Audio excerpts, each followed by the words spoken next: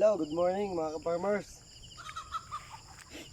Nag-harvest tayo ngayon ng sitaw. Ayan yung first harvest ko ngayong araw.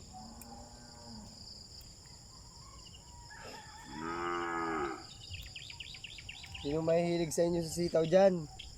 Ayan mga ka-farmers, ito yung variety niya na ano, ito yung makisig, yung Max Green na sitaw mga ka-farmers. Mas masarap ito mga ka-farmers dun sa puti na sitaw. At mas mahal ito dun mga ka-farmers kapag nabenta. Sarap nito mga ka-farmers sa baka, sa nilagang baka. Ayan. Ito mga ka-farmers yung aking na-harvest ngayong umaga.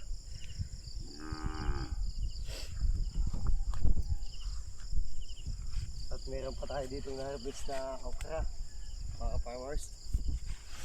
Ayan. Sino mahihilig dyan sa inyo sa okra? Napakasarap nito na may bagoong at nilaga mga ka-farmers. Ayan.